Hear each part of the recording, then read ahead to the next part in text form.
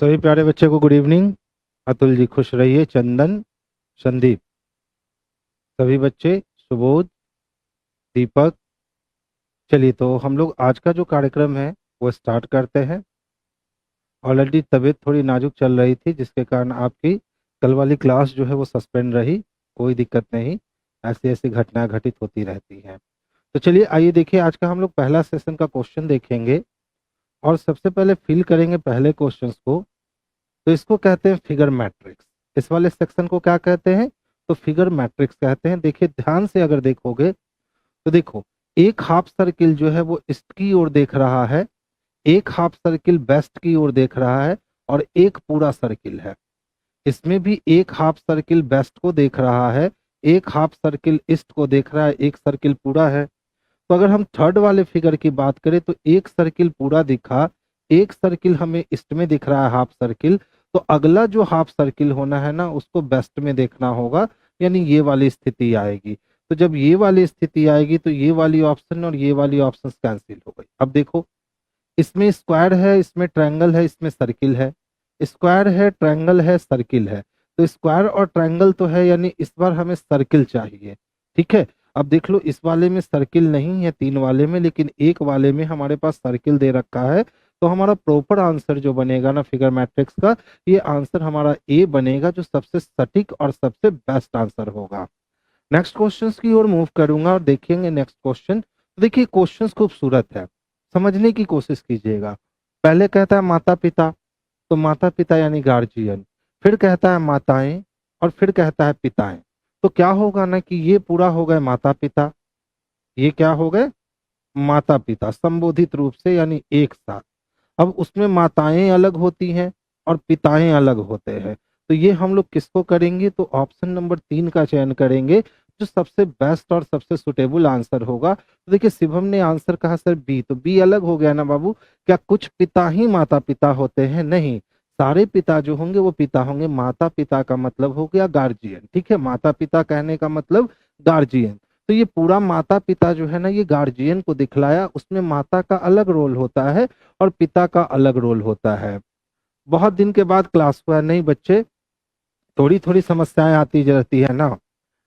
अब फ्राइडे को अचानक से पता चला कि मेरी मौसेरी सिस्टर है, उनका देहांत हो गया।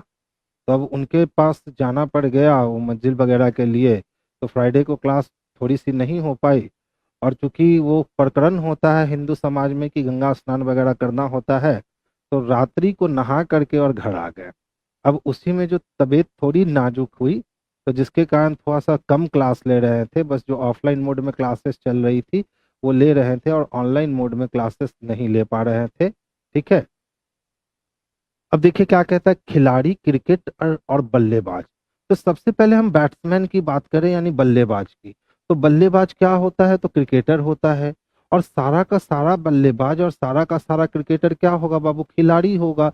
यानी सारा वेन एक दूसरे के अंदर रिएक्ट कर जाएगा, जो कि ऑप्शन नंबर 3 में स्पष्टता देखने को मिल रहा है। तो आंसर हम लोग ऑप्शन नंबर 3 को कर लेंगे, यही इसके लिए बेस्ट और सबसे सुटेबल आंसर होगा।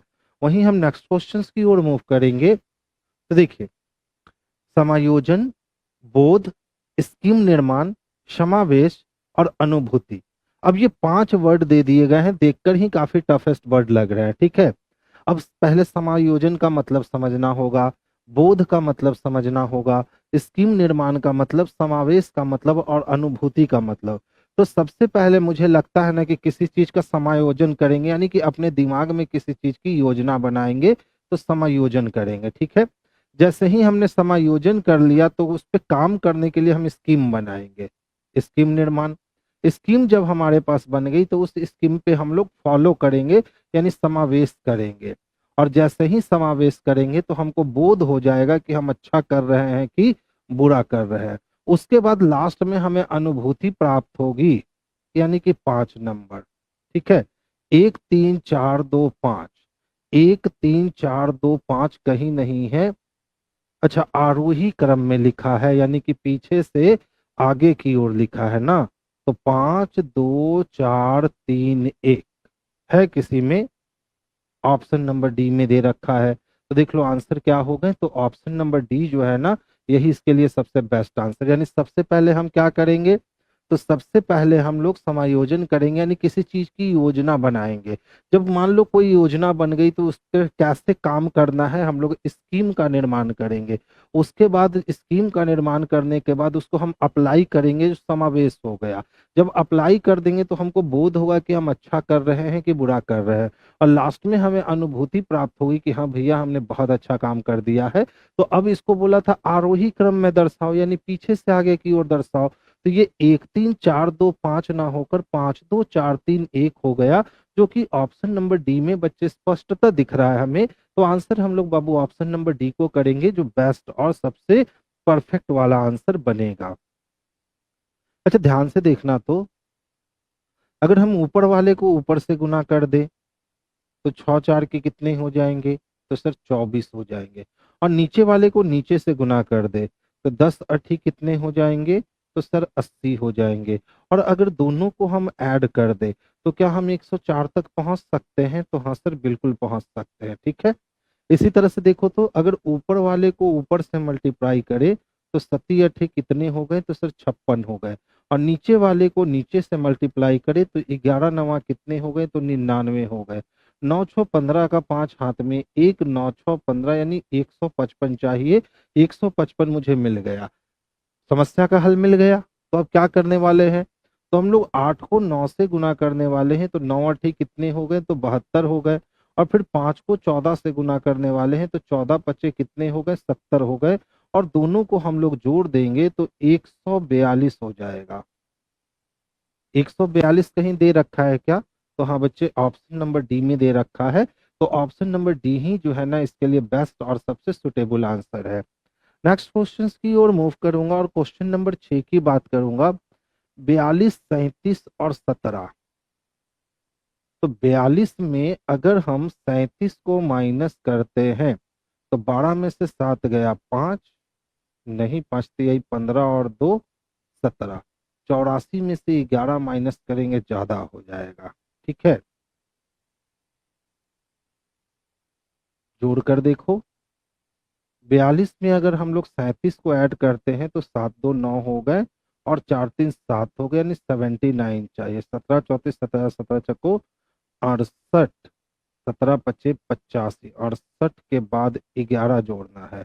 तो अगर हम 17 को 4 से गुना करके और 11 जोड़ते हैं, अगर हम 11 और 84 और इसको जोड़े तो फिर 4 से गुना करेंगे, 13 चको 52, नहीं हो पाएगा। क्या किए हो भाई साहब, 4 2 6 6 3 9 9 6 15 1 16, 16 का मतलब एक बढ़ गया 17, 1 1 2 और 8 4 12 2 14, तो एक घट गया 13। तो 7 4 11 और 3 14 9 23, 23 है तो एक बढ़ेगा तो 24 या घटेगा तो 22, नहीं है। बड़ा अच्छा क्वेश्चन है जी, कब का है, एसएससी संयुक्त स्नातक प्रारंभिक परीक्षा में पूछा गया है। 4 2 6 3 9 16, 7 हो गया, 7 1 8, एक की बढ़त 2, और ये 8 2 10, 4 14, 4 1 5 3 1 4, एक की कमी, 7 4 11 23, 23 का मतलब 3 2 5। तो अब आहा हा, देख लो बाबू क्या लॉजिकल क्वेश्चन है एकदम, जो कहते हैं ना एकदम माइंड ब्लोइंग क्वेश्चन जिसको कहते हैं। राधे राधे बच्चा, देखो उसने क्या किया है, क्वेश्चन का नेचर समझो। 4 + 2 + 3 + 7, तो 4 2 6 3 9, 9 और 7 कितने हो गए, 16। अगर इन दोनों को आपस में हम लोग जोड़ ले तो 6 और 1 कितना मिल गया, तो 7। अब नीचे जोड़ो तो 1 + 7 कितने हो गए, तो सर ये हो गए 8। कितने की बढ़त, तो +1 की बढ़त। अच्छा फिर से देखो हम लोग वही काम शुरू कर रहे हैं। 1 + 1 + 8 + 4, 8 4 12 और 12 2 कितने हो गए, तो 14। 14 का दोनों अंक जोड़ देना है तो 4 1 कितना मिल गया, तो 5। अब देखो नीचे कितना है, तो 1 + 3, 1 + 3 = कितने हो गए, 4, यानी यहाँ -1 हुआ है। तो पहली बार +1 हुआ है और दूसरी बार -1 हुआ है, इसीलिए हम लोग क्या करने वाले हैं, तो 7 + 4 + 9 + 3, तो देखो तो 9 3 12 4 16, 16 4 20 और 3 23, ये टोटल वैल्यू 23 आया। अब हमने प्लस किया तो 3 2 कितने हो गए, तो 5 हो गए। तो एक बार +1 होता है, एक बार -1 होता है, तो इस बार +1 होकर के हमको 6 चाहिए। और 6 लाने के लिए हमारे पास एक ही ऑप्शन है कि 4 + 2 को जोड़ दीजिए, तो 4 2 6 हो जाएगा। यानी ऑप्शन नंबर बी जो है ना, यही इसके लिए बेस्ट और सबसे सुटेबल आंसर होगा। सर 24 डे का पीडीएफ नहीं डाला गया है टेलीग्राम पे। ठीक है मधुरेंद्र कुमार जी, हम अभी क्लास के बाद जाएंगे, तो सबसे पहले 24 नंबर का पीडीएफ ही हम अपलोड करवाएंगे। ठीक है बाबू। तो देखिए कितना इंटरेस्टिंग क्वेश्चन एसएससी में पूछे गए हैं। यानी कि जिस बच्चे के एग्जाम में आया होगा ना, उसको काफी संघर्ष करना होगा इसको बनाने के लिए, तभी वो आप इस टाइप के क्वेश्चंस को बना सकते हो। तो इसको कह सकते हैं एक्स्ट्रा ऑर्डिनरी कॉन्सेप्ट लगाए गए हैं क्वेश्चन में, इसीलिए क्वेश्चंस का रुख किस इस प्रकार का हो गया। तो देख लो, ये सारे क्वेश्चंस को मोस्ट वांटेड वाली लिस्ट में अपना शामिल कर लो, क्योंकि ऐसा क्वेश्चन आएगा ना तो साधारण बच्चों से ये बनेगा ही नहीं।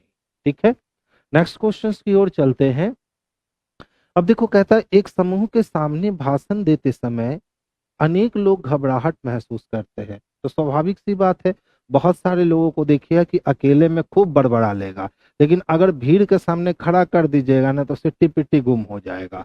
तो वही कहता है कि एक समूह के सामने भाषण देते समय अनेकों लोग क्या करते हैं, तो घबराहट महसूस करते हैं।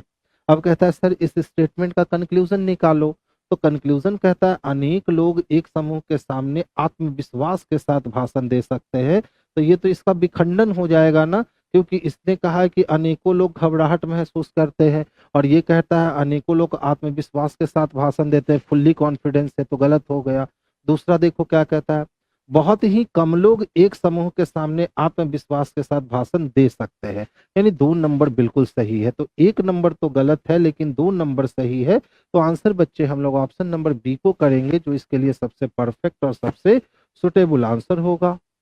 अच्छा, फिर से लॉजिकल रीजनिंग है, एनटीपीसी का पूछा गया प्रश्न है। देखो क्या कहता है, प्रशासनिक विभागों में कार्यरत अधिकारियों का स्थानांतरण किया जाना चाहिए। यानी जो भी वर्कर, यानी जो भी कार्यकर्ता किसमें है, तो प्रशासनिक विभाग में है, उनका ट्रांसफर एक नियत समय पे कर देना चाहिए। अब बोला कि सर कथन तो हमने दे दिया, अब आप रीजन बताओ कि हम क्यों कह रहे हैं कि प्रशासनिक अधिकारियों का ट्रांसफर कर देना चाहिए। तो तर्क कहता है हाँ, यानी सपोर्ट कर दिया कि हाँ सर प्रशासनिक अधिकारियों का जो है ना ट्रांसफर कर दीजिए। हमने पूछा क्यों, रीजन बताइए। तो रीजन में उन्होंने कहा वे लोग एक साथ मित्रवत हो जाते हैं और उन्हें प्रभावित किया जा सकता है। ये बात बिल्कुल सही है। ठीक है, अब बहुत लंबे समय तक आप एक ही शहर में पोस्टेड हो, तो वहां पे आपकी दोस्ती भी अच्छी हो चुकी है। अब दोस्ती के नाते, रिश्तेदारी के नाते आप कभी ना कभी कुछ ऐसा काम कर दोगे जो आपके हित में नहीं था, लेकिन आपने कर दिया क्योंकि वहां दोस्ती आ गई। तो इसका सबसे अच्छा एग्जाम्पल क्या है कि भैया इनको ट्रांसफर समय समय पे करते रहो, ताकि वो फैमिलियर कहीं से भी आराम से ना हो सके। दूसरा कहता है नहीं, विरोध कर दिया कि नहीं सर प्रशासनिक विभाग में कार्यरत अधिकारियों को ट्रांसफर नहीं करना चाहिए।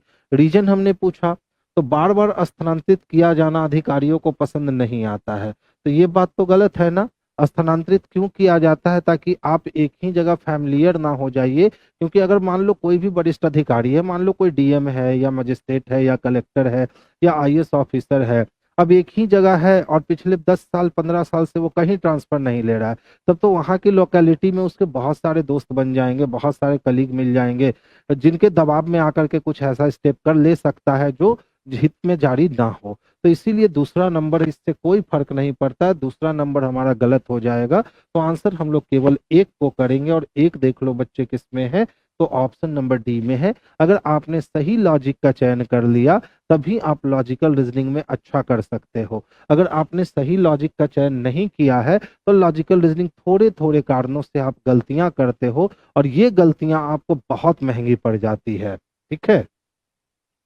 अब देखो, क्या निरक्षरों को वोट डालने से वंचित किया जाना चाहिए। यानी जो भी लोग पढ़े लिखे नहीं हैं, क्या उनको वोटिंग करने का अधिकार नहीं दिया जाना चाहिए। तो इसने कहा हाँ, इसने सपोर्ट कर दिया कि हाँ सर जो लोग पढ़े लिखे नहीं है ना, उनको वोट मत डालने दो। हमने कहा क्यों? तो उन्हें आसानी से गुमराह किया जा सकता है। तो बताइए, आसानी से गुमराह उनको किया जा सकता है जिनके पास अपना बुद्धि और अपना विवेक नहीं होगा। इसका मतलब है कि बुद्धि और विवेक के लिए क्या पढ़े लिखे होने जरूरी है? बहुत बार एक्सपीरियंस से लोग बुद्धि गेन कर लेते हैं। तो 1 नंबर ये बिल्कुल बकवास वाला लॉजिक दे रहा है बच्चे, इसीलिए 1 नंबर का हम खंडन कर देंगे। वहीं अगर हम 2 नंबर की बात करें तो इसने विरोध कर दिया कि नहीं सर, निरक्षरों को वोट डालने से वंचित मत करो। हमने पूछा रीजन बताओ, तो यह उनका संवैधानिक अधिकार है। तो ये हमारे संविधान में वर्णित है कि यदि आप इस देश के नागरिक हो तो आपको वोटिंग करने का अधिकार है, आपको स्वतंत्र घूमने का अधिकार है, कहीं भी व्यापार करने का अधिकार है। ये सब स्वतंत्रता का अधिकार हम लोग को मिल चुका है, जिसका हनन हम लोग कर नहीं सकते हैं। यानी 1 नंबर तो गलत हो गया, लेकिन 2 नंबर बिल्कुल एग्जैक्ट कह रहा है। और केवल 2 बच्चे किसमें हैं? तो ऑप्शन नंबर सी में दे रखा है बाबू। तो आंसर भाई बाबू हम लोग ऑप्शन नंबर सी को कर लेंगे, जो बेस्ट और सबसे परफेक्ट आंसर होगा। नेक्स्ट क्वेश्चंस की ओर मूव करेंगे। छोटी छोटी गलतियों से अगर बचा लोगे ना अपने आप को, तो लॉजिकल रीजनिंग बहुत अच्छी चीज है। देखो क्या है, हमारे पास 69 है, ठीक है। अब माइनस का साइन दे दिया और यहाँ 26 कर दिया। अब इन दोनों के साथ कुछ ऐसी क्रिया करनी है कि ये क्रिया करने के बाद ये वैल्यू 66 मिल जाए। तो ध्यान से देखना, तो अगर मैं इन दोनों का मल्टीप्लाई कर लेता हूं तो 9 6 कितने हो गए? तो 54 हो गए। और इस माइनस को मैं प्लस में बदल लेता हूँ और फिर इन दोनों का मल्टीप्लाई चढ़ा देता हूँ, तो 6 दूना कितने हो गए? तो 12 हो गए। अब अगर मैं 54 और 12 को ऐड करता हूँ तो सही में वैल्यू हमको 66 प्राप्त हो जाते हैं। वैल्यू कितने प्राप्त हो गए? तो 66 प्राप्त हो गए। अच्छा, सेम तरीका हम लोग अप्लाई करते हैं।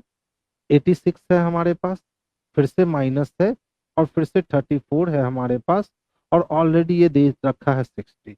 तो सबसे पहला प्रोसेस क्या है कि सर इन दोनों के साथ मल्टीप्लिकेशन कर दो। तो 8 6 कितने हो गए? तो 48। माइनस के साइन के जगह प्लस का साइन यूज करो और फिर इन दोनों को मल्टीप्लाई कर दो, तो 3 चको 12। 48 और 12 को अगर हम ऐड करते हैं तो हम लोग 60 वैल्यू पा लेंगे। अब सेम प्रोसेस अप्लाई किस पे कर दो? तो कहता है सर 77 माइनस 21 का वैल्यू बता दो कि इसका वैल्यू क्या होना है। तो सेम ही प्रोसेस अप्लाई कर दो, पहले दोनों का गुना करवा लो। तो सती सती कितने हो गए? 49 हो गए। माइनस के साइन को प्लस में कन्वर्ट कर दो और फिर इसको मल्टीप्लाई करवा दो, तो 2 1 कम 2 हो गए। तो 49 में अगर हम 2 ऐड कर ले तो 51 आ जाएगा। 51 किस वाले ऑप्शन में दे रखा है? तो ऑप्शन नंबर सी में दे रखा है। इसको हम कह सकते हैं कि सर बेहतर नहीं बेहतरीन क्वेश्चन है। लॉजिक लगाने वाली बात थी, अगर लॉजिक लग गई तो एक अटेम्प्ट में बन गया, और लॉजिक नहीं लगी तो फिर यहाँ पे आपको संघर्ष करने की जरूरत आन पड़ेगी। नेक्स्ट क्वेश्चंस की ओर मूव करेंगे और देखेंगे बच्चे नेक्स्ट क्वेश्चंस क्या कहता है। अच्छा देखो क्या दे रखा है हमारे पास, 96 है ना, उसके बाद $24 है ना, उसके बाद एट द रेट ऑफ 12 है, और इस वैल्यू से लाना कितना है? तो 16 लाना है। कुछ नहीं किया, ध्यान दोगे, डॉलर को बदल दिया मल्टीप्लाई में और एट द रेट को बदल दिया प्लस में। तो अगर 24 को हम मल्टीप्लाई नहीं डिवीजन में बदल दो, इसको डॉलर को बदल दो डिवीजन में, तो देखिए तो 24 चको कितने हो गए? तो 96 हो गए, और प्लस 12 जुट गए, तो 12 प्लस 4 कितने हो गए? तो सर जी 16 हो गए। ठीक है, दूसरे वाले को चेक करें क्या इस लॉजिक से? तो देखिए दूसरा वाला क्या कहता है हमारे पास, 21 है, एट द रेट ऑफ दे रखा है, उसके बाद 57 है और $19 दे रखा है, और इसके बाद ये वैल्यू लिखता है 24। तो हमें मालूम है ना कि डॉलर के साथ क्या करने हैं? तो सर डिवीजन करने हैं, और एट द रेट के साथ प्लस करने हैं। तो 19 तिया 57 हो गया और प्लस 21 हो गए, तो 21 और 3 कितने आ जाएंगे? तो सर रियली में 24 आ जाएंगे। यानी लॉजिक हमारा बिल्कुल परफेक्ट जा करके लगा है। तो जब यही लॉजिक से काम करना है तो अब हमारे पास क्वेश्चंस क्या है? तो हमारे पास क्वेश्चंस है 36 $6 एट द रेट ऑफ 54, और इसका वैल्यू पूछ रहा है। तो आपको मालूम तो चल चुका है कि करना क्या है। डॉलर का मतलब डिवीजन का साइन लगा दो और इसका मतलब एडिशन कर दो। तो 6 6 की 36 हो गया, और 36 में आप 6 में आप कितना जोड़ दोगे? 54 जोड़ दोगे, तो 54 और 6 कितने हो जाएंगे भाई, तो 60 हो जाएंगे। तो 60 किसी ऑप्शन में दे रखा है, तो वो ऑप्शन नंबर ए में स्पष्टता दे रखा है, तो आंसर हमारा ऑप्शन नंबर ए हो जाएगा। पागल नंबर 7 का, चंदन का, शिवम का, बहुत बढ़िया। ओम प्रकाश का आंसर आ चुका था, बहुत बढ़िया। डीके मोटिवेशन का भी आंसर था, राजू का भी आंसर था, बहुत बढ़िया बच्चे। यानी आप लोग मैथमेटिकल रीजनिंग रहता है तो एड़ी चोटी का दम लगाकर बना ही लेते हो ना। चलिए ध्यान दीजिएगा। देखिए, सबसे पहला कहता है कि सर सभी हिरन क्या है, पशु है। तो हिरन ने कहा भैया मुझे 2 रुपए दहेज चाहिए, हिरन ने दहेज दे दिया। गाय 1 2 में मिलवाने को तैयार है, यानी सही हो गया।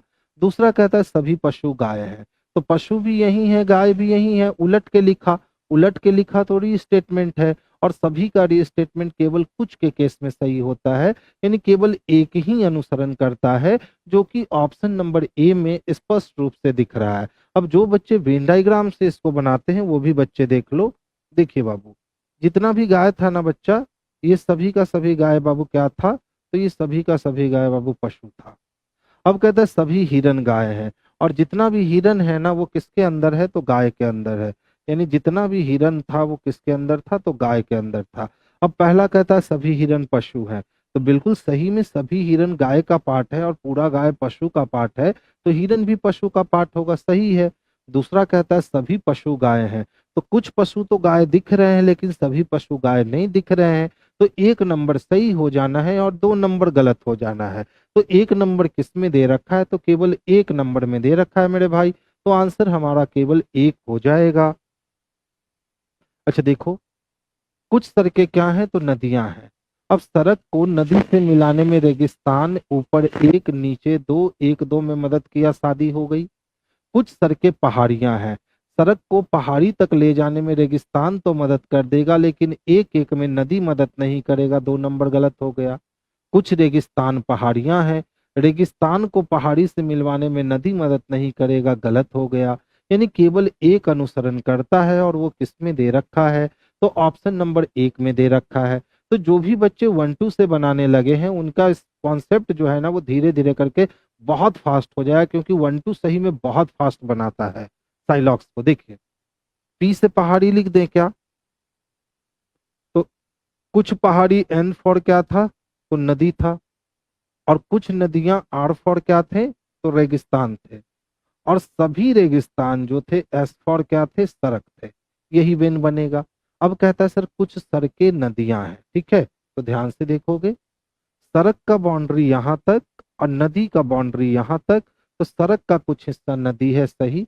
दूसरा कहता है कुछ सड़कें पहाड़ियां हैं, देख लो, सड़क यहाँ खत्म हो गया, पहाड़ी यहाँ खत्म हो गया, सड़क और पहाड़ी में कोई कांटेक्ट नहीं हुआ, दूसरा गलत है।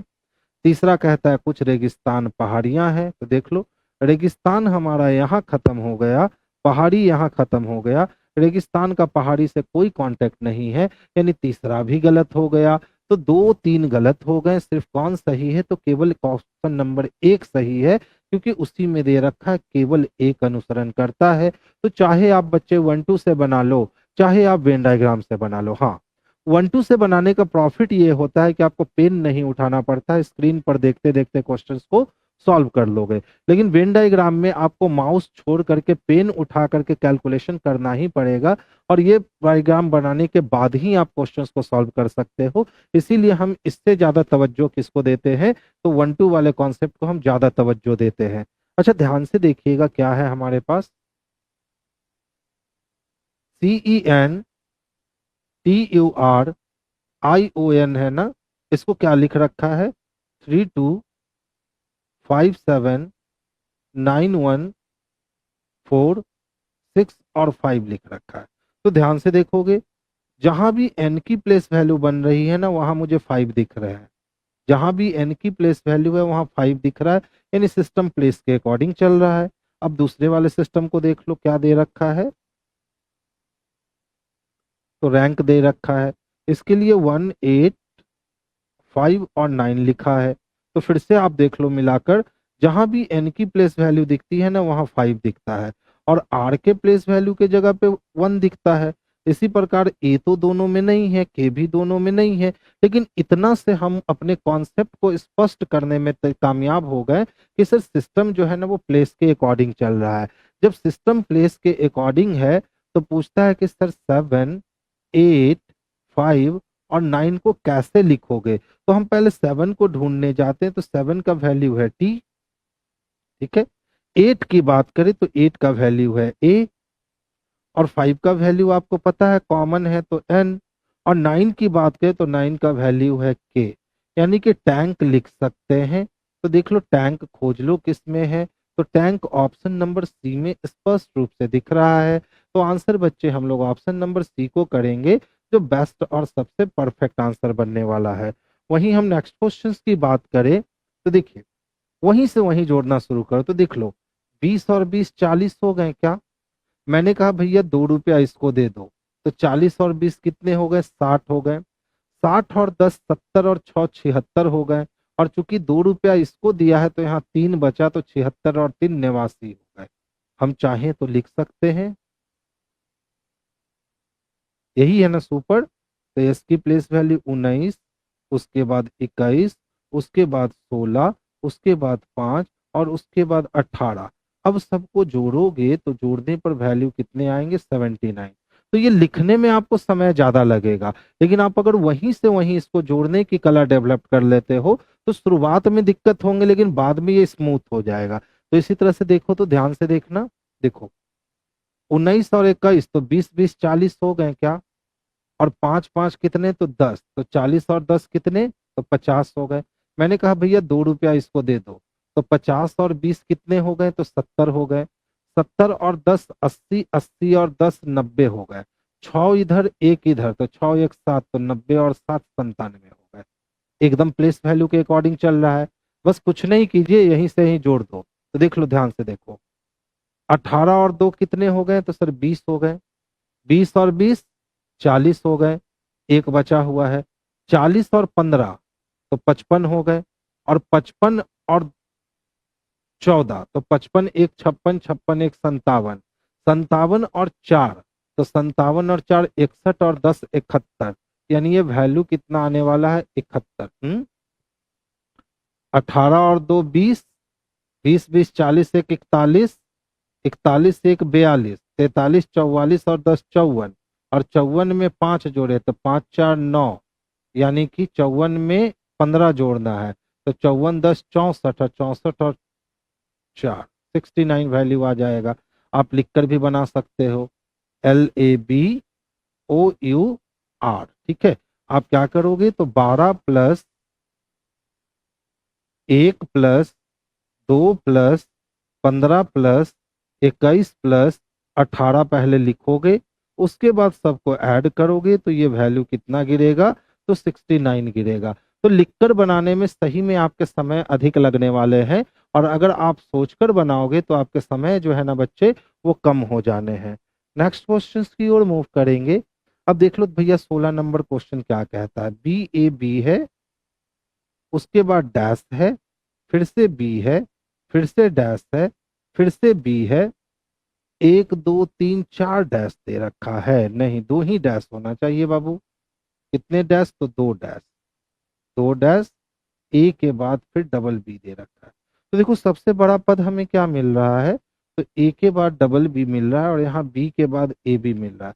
तो अगर हम ए के बाद डबल बी सोचते हैं तो ए डबल बी, फिर बी, फिर ए डबल बी, फिर बी, और फिर ए डबल बी, यानी ये सिस्टम चल रहा है A double B B, A double B B.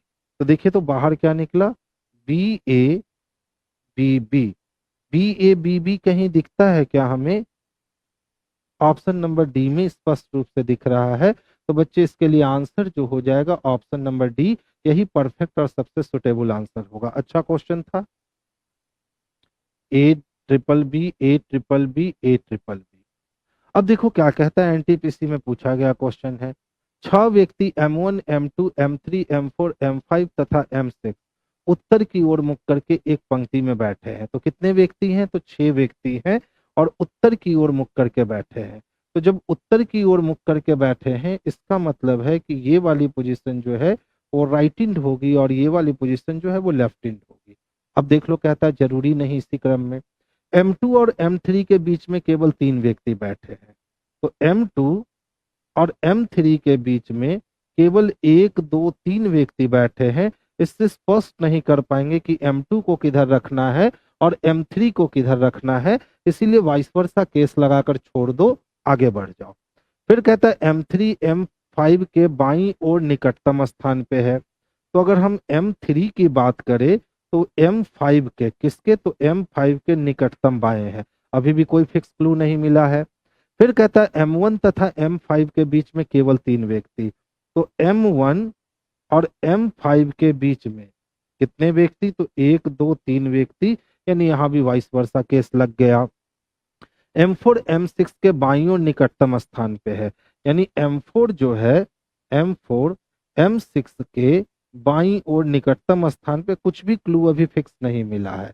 अब कहता है तथा M3 के दाईं ओर बैठा है, तो तथा किसके लिए, तो और लेकिन किंतु परंतु तथा हमेशा बच्चे होता है दूर वाले के लिए, यानी M4 की बात करी जा रही है। तो M4 जो है वो M3 के दाईं ओर बैठा हुआ है, तो M4 किसके, तो M3 के दाईं ओर बैठा हुआ है। चलिए अब देखिए, सबसे पहले हम इस क्लू को उठाते हैं, M2 वाले को, सबसे आसान काम यही है। तो हमने यहाँ M2 को जगह दिया, अब इसके बीच में 1 2 3 लोग को हमने रखा और यहाँ हमने M3 को जगह दिया। तो देख लो ऑलरेडी 1 2 3 4 और ये 5 प्लेस कैप्चर हो गए, 6 ही लोग को बैठाना है। अब M3 के बाद 2 लोग, तो M3 के बाद 1 और 2 लोग रखेंगे, तो 1 2 3 4 5 6 7 लोग हो जाएंगे, जबकि व्यक्ति 6 ही हैं। इसका मतलब है कि अब इसके वाइस वर्सा को यूज करने का समय आ गया है। तो इधर हम लोगों ने M3 रखा और बीच में 1 2 3 गैप दे करके यहाँ हमने M2 रखा। अब M3 के जस्ट बाद किसकी बारी है, तो M4 की बारी है, और M4 के जस्ट बाद M6 की बारी है। ठीक है, अब आपको पता है ना कि M3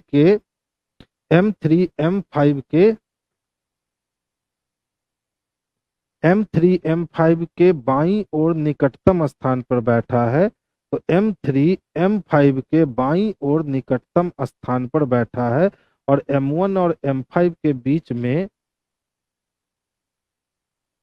धोखा दे रहा है बच्चा, बिल्कुल धोखा दे रहा है। M2 को रखा, 1 2 3 गैप करके M3 को रखा। अब M3 के दाईं ओर M5 है, क्योंकि M3 M5 के बाईं ओर है, तो M5 को रखा। 1 2 3 4 5 6 हो गए। अब कहता है M1 और M5 के बीच में 3 लोग, तो M5 1 2 3 लोग, तो यहाँ M1 आ गए। ठीक है, अब हमको पता है, लास्ट वाले लाइन की बात करें तो M4 M6 के बाईं ओर निकटतम स्थान पे है, तो M4 M6 के बाईं ओर निकटतम स्थान पे है, तथा M3 के दाईं ओर बैठा हुआ है। तो M4 कभी M3 के दाईं ओर बैठ पाएगा? M3 तथा M6 के बीच कितने व्यक्ति हैं? बाबू यहाँ क्वेश्चन में एरर है, देख लो, एरर पकड़ा चुका है। ठीक है, यहाँ क्वेश्चन में क्या है, यहाँ क्वेश्चन में एरर है। कहता है तथा, तो तथा का काम हमेशा होता है दूर वाले के लिए, तो दूर वाला कौन है, तो M4। अब M4 कहाँ है, तो M3 के दाईं ओर बैठा हुआ है, तो M4 कभी भी M3 के दाईं ओर नहीं बैठ सकता है, M3 M4 के दाईं ओर बैठ सकता है। तो इस दाएं को चेंज किसमें करोगे बच्चे, तो इस दाएं को बाएं में चेंज करोगे, तब क्वेश्चन सटीक बैठेगा। अब पूछता है M3 तथा M6 के बीच में कितने व्यक्ति हैं, तो M3 और M6 के बीच में 0 व्यक्ति हैं, यानी ऑप्शन नंबर सी इसके लिए सबसे बेस्ट और सबसे सुटेबल आंसर है। तो क्वेश्चन अच्छा था, लेकिन वही जो एक लाइन गड़बड़ हुआ ना, जिसके कारण हमें 2 अटेम्प्ट लेने पड़ गए। पहला अटेम्प्ट जब हम लोगों ने लिया था M3 को इधर और M2 को इधर रख करके, तो फिर ये क्वेश्चंस बनने के लिए तैयार नहीं हो रहा था। ठीक है, देखिए राजा कह रहे हैं सही है, चलो भैया उसको भी काम करके दिखा देते हैं। अच्छा, मान लो कि आपने M3 को यहाँ रख दिया, तो 1 2 3 छोड़ करके कौन आएगा, M2 आएगा। अब देख लो, M3 के जस्ट बाद कौन दिया है, M5, और M3 के जस्ट बाद कौन दिया है, M4। तो चलो हम देखो कहां से काटे हैं। M3 M5 के बाईं ओर निकटतम स्थान पर बैठा है, तो इसके अनुसार M3 M5 के बाईं ओर निकटतम स्थान पर बैठा है। अब देखो क्या कहता है, M4 M3 के दाईं ओर बैठा है, ठीक है। तो M4 कहाँ बैठा है, तो M3 के दाईं ओर। अब बताओ M3 के बाद हमको कौन चाहिए, M4 चाहिए ना, और M4 जो है M6 के बाईं ओर बैठा है। तो क्या ये संभव है, तो ये वाली ऑप्शन संभव नहीं है, तो वहां आपको दायां को बायां में बदलना पड़ेगा, तभी आप कह सकते हो, ठीक है। क्या है बच्चे, नेक्स्ट देखेंगे। अब देखिए 7 छात्र है ना, और ऑप्शंस को कुछ इस तरह से एनटीपीसी पर सेट करके दिया था, ठीक है। बहुत सारे बच्चे जो हैं वो पूरा अरेंजमेंट पहले तय करने चले गए, उसके बाद अपना ऑप्शन मिलाने गए।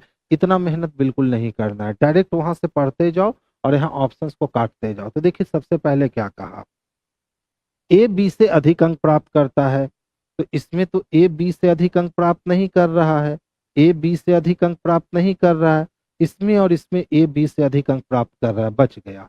एच ए से अधिक अंक प्राप्त करता है, तो देख लो एच इसी दोनों में ना देखना है, तो एच ए से अधिक अंक प्राप्त करता है, एच ए से अधिक अंक प्राप्त करता है, दोनों बच गया। फिर कहता है कि केवल 2 छात्र सी से अधिक अंक प्राप्त करते हैं, तो देखो यहाँ केवल एक ही छात्र सी से अधिक अंक प्राप्त किया है, यही 2 छात्र सी से अधिक अंक प्राप्त किए हैं, यानी ऑप्शन नंबर सी को लगा दो। इसको अरेंज करने की कोई जरूरत नहीं थी, तो इत्मीनान से हम लोगों ने आंसर क्या लगा दिया, तो ऑप्शन नंबर सी लगा दिया। अब इसको अरेंज करने जाते तो अरेंज करने में टाइम लग जाता, ठीक है। यदि बी न्यूनतम अंक प्राप्त करता है तो उनके अंकों का निम्नलिखित में से कौन सा अनुक्रम संभव है। बी तो बच्चे कहीं न्यूनतम अंक प्राप्त कर ही नहीं रहा है, तो इसका कोई मतलब ही नहीं बनता है। यदि बी न्यूनतम अंक प्राप्त करता है तो उनके अंकों का सबसे, तो बी कहीं भी न्यूनतम अंक प्राप्त नहीं किया है, न्यूनतम से पहले वाला अंक प्राप्त किया, ठीक है। तो आंसर किसको कर लोगे, तो ऑप्शन नंबर सी को करोगे, जो बेस्ट और सबसे सुटेबल है। चलो एक बार बनाकर भी देख लेते हैं। ए जो है ना वो बी से अधिक अंक प्राप्त करता है, चलो ठीक है। एच ए से अधिक अंक प्राप्त करता है, तो एच जो है वो ए से अधिक अंक प्राप्त करता है। केवल 2 छात्र सी से अधिक अंक प्राप्त करते हैं, 1 2 3 4 5 6 7, और केवल 2 छात्र सी से अधिक अंक प्राप्त करते हैं। डी सी तथा बी से अधिक अंक प्राप्त करता है। अब डी किससे किससे, तो सी और बी दोनों से अधिक अंक प्राप्त करता है, तो डी यहाँ भी हो सकता है या डी यहाँ भी हो सकता है, लेकिन डी उच्चतम नहीं करता। तो डी उच्चतम नहीं करता, इसका मतलब डी को यहाँ आना पड़ेगा। यदि बी न्यूनतम अंक प्राप्त नहीं करता, तो बी जब न्यूनतम अंक प्राप्त नहीं करता तो बी यहाँ कहीं हो सकता है, तो देखो बी को यहाँ रख के ए को यहाँ रखोगे तो एच यहाँ हो सकता है, तो बी को हम यहाँ रखकर ए को यहाँ रखकर एच को यहाँ रख सकते हैं, ठीक है। अब डी बी तथा सी से ई और एफ के बारे में जानकारी नहीं है, हम एक कॉम्बिनेशन ये भी बना सकते हैं कि बी यहाँ रहेगा, ए यहाँ रहेगा, एच यहाँ रहेगा, सी का तो कंफर्म है, और डी यहाँ रहेगा। अब यहाँ 2 लोग बच जाएंगे ना। तो इस तरह से बनाओगे तो समस्याएं बहुत आएगी, लेकिन आप इस तरह से बनाओगे ना तो आपको समस्याओं का सामना नहीं करना पड़ेगा। सर 17 को लास्ट में एक बार फिर से, ठीक है बच्चे, 17 को हम लास्ट में एक बार फिर से सॉल्व करके दिखा देंगे, ठीक है। अब देख लो क्या दे रखा है, तो 0 है, फिर क्या है 3 है, फिर क्या है 8 है, फिर क्या है 15 है, फिर क्या है 24 है, नेक्स्ट इन वाट, और 48 मांगा। 2 पदों के बीच का अंतर निकाल लो, आराम से बन जाएगा। धीरे धीरे सीरीज आगे बढ़ रही है। तो पहले कितना ऐड हुआ 3, अच्छा फिर से देखो कितने ऐड हो गए, तो सर 5। अब फिर से देखो तो कितने ऐड हो गए, तो सर 7। और फिर से देखो तो 24, 15 से 25 यानी कितने, तो 9। यानी इस बार कितने ऐड होने हैं, तो 11 ऐड होने हैं, और फिर कितने ऐड होने हैं, तो 13 ऐड होने हैं। तो 24 10 34 1 35, ऑप्शन नंबर डी।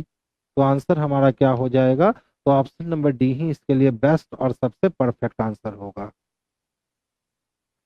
अच्छा फिर से देख लो, धीरे धीरे सीरीज बढ़ घट रहा है। 71 है, 76 है, 69 है, 74 है, उसके बाद 67 है, उसके बाद 72 है, नेक्स्ट वन इज व्हाट। तो देखिए तो एक अल्टरनेट चलेगा ना, तो हमको इस वाले पद से तो कोई मतलब नहीं है, हमको ऊपर वाले से मतलब है। तो 71 से 69 जाने के लिए दो की कमी, 69 से 67 जाने के लिए दो की कमी, तो 67 में दो कम करोगे तो 65 आएगा, यानी आंसर इसके 65 हो जाएंगे। 65 किस में दे रखा है? तो सर जी ऑप्शन नंबर बी में दे रखा है। तो आंसर बाबू हम लोग ऑप्शन नंबर बी को कर लेंगे, जो बेस्ट और सबसे परफेक्ट आंसर है। नेक्स्ट क्वेश्चन की ओर मूव करेंगे। कहता है निम्नलिखित संख्याओं के उस जोड़े को ढूंढिए जो सामान्य गुण अभाव के, तो यानी ऑड मैन आउट ढूंढना है। एक सम एक विषम, एक सम एक विषम, नहीं, इस सम विषम से तो नहीं जा रहा है। 77,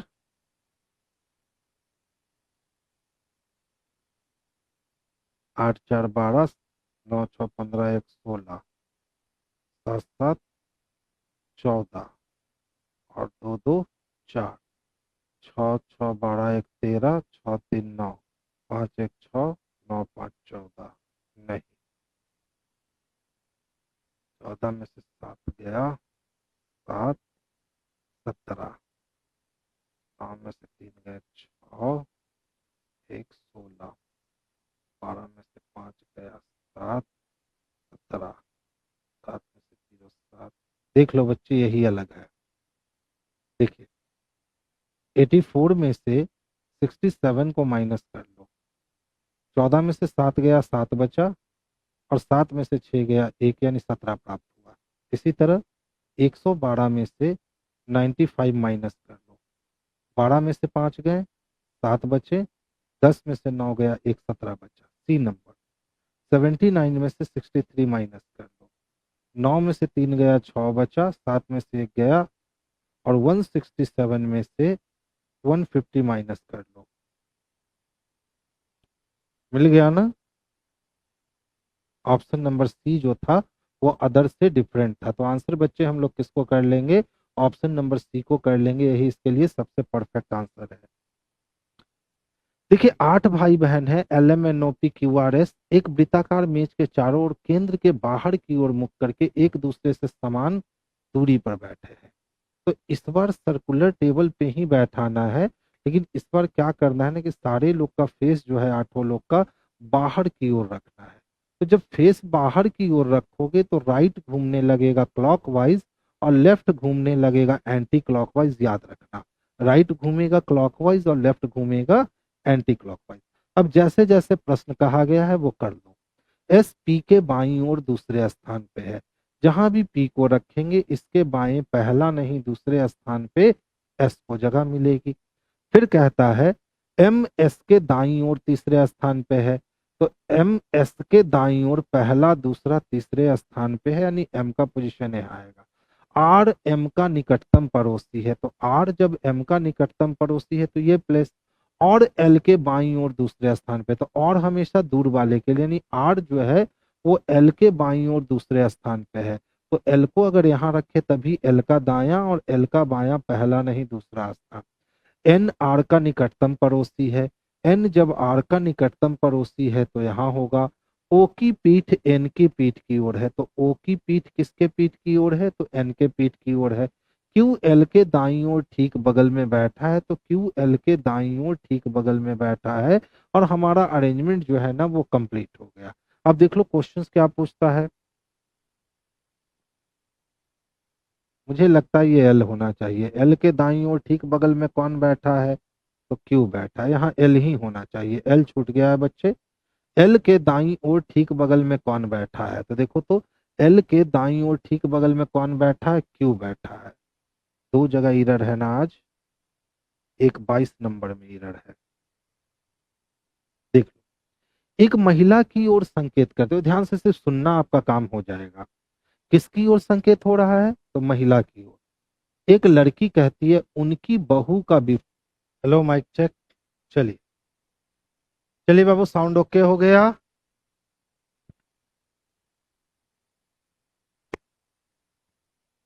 चलिए अब साउंड आने लगेंगे आपके, ठीक है।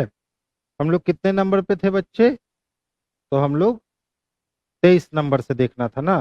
ध्यान से देख लो, फिर से देख लो, कोई बड़ी बात नहीं है, ध्यान दीजिएगा। देखिए, सबसे पहले सुनकर बनाने की आदत डाल लो, फिर गेम आसान हो जाएंगे। कहता है, एक महिला की ओर संकेत करते हुए एक लड़की कहती है। तो महिला की ओर संकेत करके कौन कह रही है? तो लड़की कह रही है।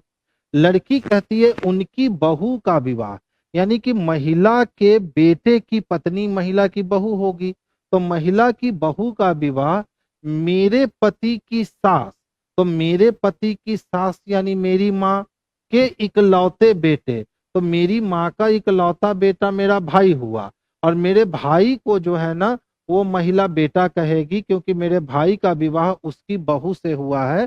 तो मेरे भाई की माँ और उसकी माँ दोनों सेम है। तो जब मेरे भाई की माँ और मेरी माँ जब दोनों सेम है, तो अब पूछ रहा है लड़की महिला से कैसे संबंधित है? तो लड़की महिला की पुत्री है, यानी बेटी कह लेंगे। देख लो, कोई महिला थी, ठीक है। और इस महिला की ओर संकेत करते हुए किसने कहा? तो लड़की ने कहा। किसने कहा? लड़की ने। लड़की ने कहा उनकी बहू। तो महिला की बहू होने के लिए पहले महिला का बेटा चाहिए और उसकी कोई पत्नी चाहिए। यही महिला के बेटे की पत्नी यानी महिला की बहू होगा। तो महिला की बहू का विवाह, ठीक है। मेरे पति की सास, तो लड़की का कोई पति हुआ, लड़की का कोई पति हुआ। और इसके पति की सास जो होगी वो महिला की माँ होगी। तो यही मेरे पति की सास हो गई के इकलौते बेटे। तो इसका इकलौता बेटा जो हो गया वो लड़की का भाई हो गया। कैसा बेटा? तो इकलौता बेटा, ठीक है। इकलौता बेटा क्या हो गया? तो इस लड़की का भाई हो गया। और इसका विवाह किसके साथ हुआ है? तो इसका विवाह इसके साथ हुआ है, यानी ये इसकी कौन है? तो ये इसकी पत्नी है। अच्छा बताओ, एक महिला के दो पति तो होंगे नहीं, यानी ये दोनों जो शख्स है, ये दोनों शख्स क्या है? सेम है। तो जब लड़की के भाई ये है, तो लड़की की भाभी ये, और भाभी की सास, तो ये महिला और यह महिला भी क्या हो गई? तो ये दोनों भी क्या हो गई? तो ये दोनों भी सेम हो गई। इसका मतलब है कि यह महिला और यह महिला दोनों सेम है। तो ये लड़की जो है इस महिला की पुत्री लगेगी, यानी ऑप्शन नंबर सी जो होगा यही इसके लिए सबसे बेस्ट और सबसे सुटेबल आंसर होगा। अब इसमें क्या इशू आ गया भैया, देखे थोड़ा हम। चलिए, यानी मैं लाइव हूँ ना, यानी हमारे सामने जो स्क्रीन है उसमें गड़बड़ाहट आ रही है। चलिए देखिए, इस क्वेश्चंस की बात करें तो देख लो कुछ नहीं किया है। 6 और 2 को जोड़ दिया तो कितने हो गए? 8। और 8 का स्क्वायर कर दिया तो 64। इसी तरह से 4 और 3 को जोड़ दिया तो 7 का स्क्वायर 49। तो 2 और 3 को जोड़ देगा 5। 5 का स्क्वायर कितना हो जाएगा बच्चे? तो 5 का स्क्वायर 25 हो जाएगा। तो आंसर हमारे कितने हो गए? तो 25 हो गए। अब वही हम क्वेश्चन इसकी बात करें तो ध्यान से देखोगे, देखो 3 में अगर मैंने 2 जोड़ा तो 3 2 5 हो गए। और 5 में मैंने 3 जोड़ा तो 5 3 8 हो गए। 8 में मैंने 4 जोड़ा तो 8 4 12 हो गए। और 12 में मैंने 5 जोड़ा तो 12 5 17 हो गए। यानी अब 17 में मुझे कितने? तो 6 जोड़ने होंगे। तो 17 और 6 23। 23 के लिए क्या? डब्लू। और अब 23 में मैं कितना जोड़ूंगा? तो 23 में मैं 7 जोड़ूंगा। तो 3 इधर और 4 उधर, तो 23 4 30 हो जाएगा। अब यहाँ से मैं कितना जोड़ूंगा? तो यहाँ से 8 जोड़ूंगा। तो 8 4 12 हो जाएगा। नहीं, आंसर हमारा डब्लू आएगा, जो कि ऑप्शन नंबर ए में स्पष्ट रूप से देखने को मिल रहा है। तो आंसर हम लोग ऑप्शन नंबर ए को कर लेंगे, जो बेस्ट और सुटेबल है। अब देखिए, carbon dioxide, methane, sulphur dioxide और नाइट्रस ऑक्साइड। अब कहता है सर असंगत का चयन कीजिए। Carbon dioxide, methane, nitrous oxide और सल्फर डाइऑक्साइड।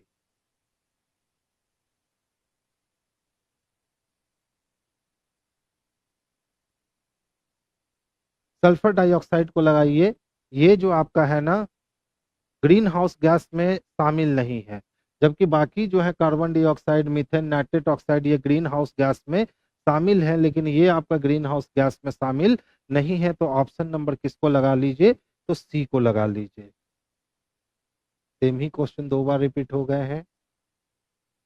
देखिए, संदीप का एक भाई है जिसका नाम अंकुर है। संदीप किशन का बेटा है। तो संदीप का एक भाई है जिसका नाम अंकुर है, यानी अंकुर और संदीप भाई है। और संदीप किशन का बेटा है, तो किशन अंकुर और संदीप दोनों के पापा हो गए। बलजोड़ किशन के पिता है, तो पापा के पापा दादा हो गए। अंकुर बलजोड़ से कैसे संबंधित है, तो अंकुर जो होगा वो दादा का पोता होगा। यानी ऑप्शन नंबर ए इसके लिए बेस्ट होगा। देखिए, कोई संदीप है बाबू, और संदीप का एक भाई है जिसका नाम क्या दे रखा है, तो सर अंकुर दे रखा है। अब कहता है संदीप किशन का बेटा, और संदीप किसका बेटा है, तो संदीप किशन का बेटा है। ठीक है। फिर कहता है बलजोड़ किशन के पिता हैं। तो कोई बलजोड़ है जो किसके पिता हैं, तो किशन के पिता हैं। अब कहता है अंकुर बलजोड़ से कैसे संबंधित है। तो अगर हम बलजोड़ हैं तो किशन मेरा बेटा हो गया, मेरे बेटे का बेटा पोता, और पोता का भाई जो होगा ना, उसको हम लोग क्या कहेंगे, तो पोता ही कहेंगे, यानी ग्रैंडसन कहेंगे, जो कि ऑप्शन नंबर ए में स्पष्टता देखने को मिल रहा है। ध्यान से देखोगे बच्चे, इस वाले सिंबल का कोड कितना, तो 4। इस वाले सिंबल का कोड 5। इस वाले सिंबल का कोड कितना, तो 9। इस वाले सिंबल का कोड 10। और इस वाले सिंबल का कोड 6। 4 5 9 10 6 चाहिए। देखिए 10 के लिए हर जगह यहाँ 0 यूज किया गया है। तो 4 5 9 10 6 4 5 9, ऑप्शन नंबर सी को ही लगाइए। यहाँ 1 छूटा हुआ है। ठीक है। अब देखो, कहता है सर विषम का चयन करो। कुछ नहीं करना है, ध्यान से देखो ना, यही तो विषम मिल रहा है। दो छोटे हैं, दो बड़े हैं, दो छोटे हैं, दो बड़े हैं, दो छोटे हैं, यहाँ एक ही छोटा पीछे है। एक तरह से तो डी। अच्छा, दूसरी तरह से देखें, एक में दो जोड़े 3, 5 में दो जोड़े 7, 17 में दो जोड़े 19, 9 में दो जोड़े 11, 4 4 12 12, 8 8 20 20। नहीं, डी ही अलग है। 17 नंबर क्वेश्चन फिर से बतलाना था ना। चलिए, देखिए बच्चे, ध्यान से समझिएगा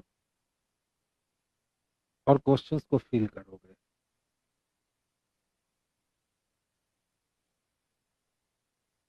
थोड़ा सा मैं क्वेश्चंस का लेंथ जो है वो छोटा करना चाहूंगा, जिससे बनाने के लिए हम लोग स्पेस क्रिएट कर सके। अच्छा बताओ, पहला लाइन कहता है कि सर कितने लोग हैं, तो 6 लोग हैं। कितने लोग हैं बच्चे, तो 6 लोग हैं। ठीक है। अब कहता है M1 M2 M3 M4 M5 M6 उत्तर की ओर मुख करके बैठे हैं। तो उत्तर की ओर मुख करके बैठे हैं, इसका मतलब है कि ये हमारा राइट हैंड हुआ और ये हमारा लेफ्ट हैंड हुआ। यहाँ तक कोई दिक्कत। अब ध्यान देना क्या कहता है। सबसे पहला लाइन कहता है M2 और M3 के बीच में केवल 3 व्यक्ति बैठे हैं। तो मान लो हमने M2 को यहाँ रखा और बीच में 1 2 3 व्यक्ति रखा, और यहाँ M3 को रखा।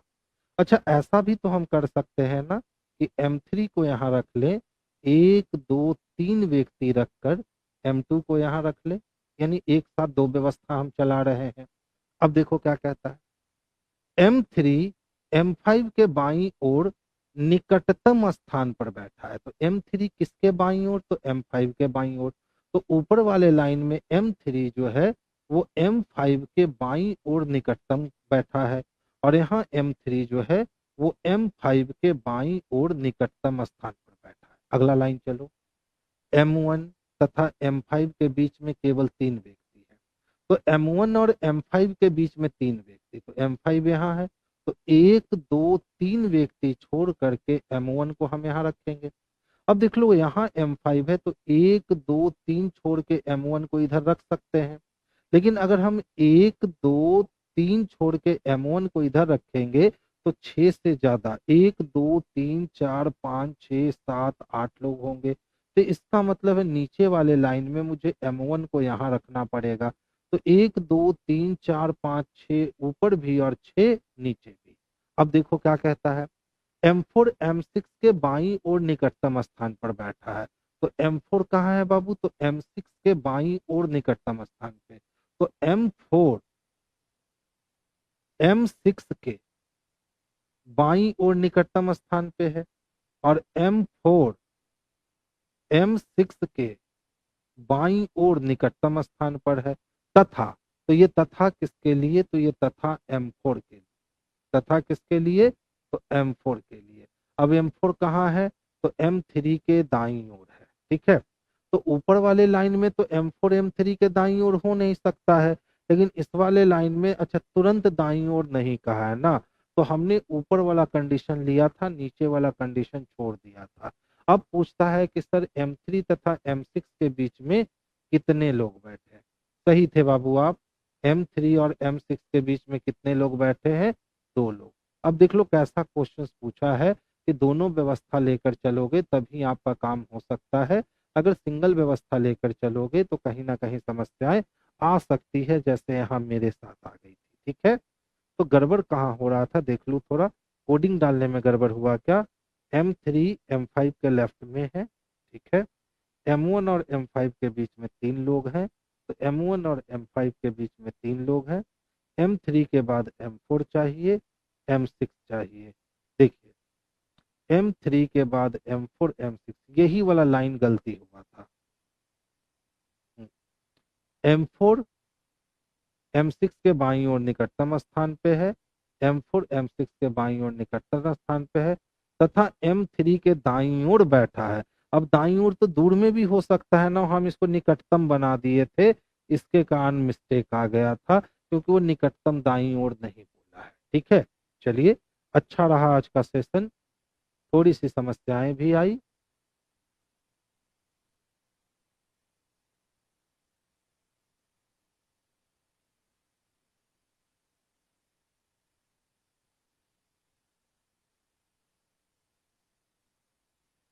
तो आज की सभा हम लोग इसी क्वेश्चंस के साथ बर्खास्त करते हैं। कल फिर से हमारी और आपकी मुलाकात होगी और कल हम लोग 40 क्वेश्चंस का सेट देखेंगे। ठीक है, तो चलिए बच्चे, आज की सभा बर्खास्त करते हैं। सभी बच्चे को गुड नाइट, स्वीट ड्रीम।